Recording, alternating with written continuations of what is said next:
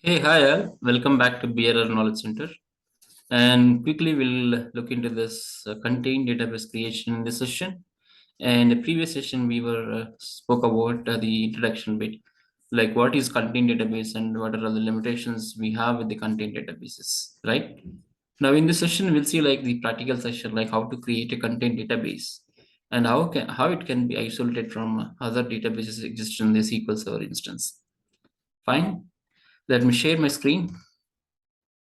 I'm just connecting my database here, and this is my local database. So I'm just login with my SA password. So when I log in with my SA password, I'll see my default database is created on this SQL Server instance. And if you look at here, I see several databases being already created, and all the databases by default are appearing when you log in with the SA password, right? So as I mentioned, if you wanted to create a contained databases, right? First step was we need to configure SQL Server instance to support contained database. So the first step was just right click on this instance and select properties. And in this advanced section, we have a enable contained databases option here. So I think I was previously created, hence it was true. Now by default it was false.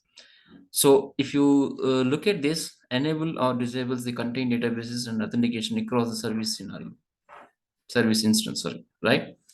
So let me go back to here and try to create a database as a contained database without configuring SQL Server, my contained DB, right? So when I say this, and in this click on OK, it is going to create my contained database. And if you wanted to convert this databases to a contained database, in the options we have a no kind of a containment drop down here. By default it is none, and if you can set this option as partial, then it becomes a contained database, right? If you select none, these settings are getting disabled by default because a default full text language LCID or something in default language nested trig was enabled, transform noise votes and 2-digit year cutoff, something like that. If you say partial, that means it becomes a database because the containment type should be a partial. Okay. So when I say this containment type as partial and click on OK, oops. So this is what I'm expecting here because the SQL Server instance was not configured to support contained databases, right? So that's why it is saying that this SP underscore configure value contained database authentication must be set to 1 in order to alter the contained database. So you may need to use a reconfigure to set the value in use. Okay, go back to your SQL Server and try to no set this contain database enabled option as true. When I say true, this contain database related settings get enabled here.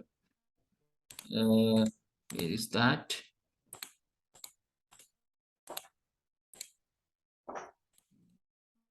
Me false.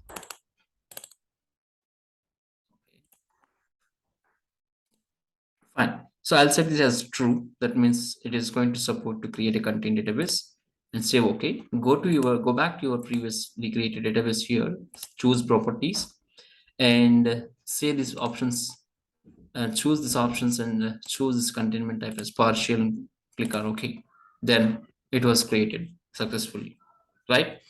So if you wanted to check what are all the databases or contained databases and what are other databases or non-contained databases. So what you need to do is you need to run a query saying that if you run this query from sys.databases like containment and containment description, when you execute this, look at here. So there are 13 databases right now we have in this no SQL Server instance, including the system databases, right? 1 2 3 4 5 6 7 8 9, right? 10 11 12 13. 13 databases are available in this SQL Server instance, and all the instances are zero here containment except 9 and 11. That means I think this is what we have created right now, and this is earlier we have created. That's why it is showing a contained database. You can check these options here and you see the partial. Otherwise, you just open Object Explorer details here and you just choose this our database, MyDB, and this partial containment type is partial. That means it is in a contained database. And you select for other database. This partial, this containment type is none. That means it's non-contained database. And at the same time, you select this recently created database. This containment type is a partial. That means so these databases are contained databases, right? So this is how you need to create a containment databases and see like the differences between non-contained and contained databases. You just run this query and you can see that.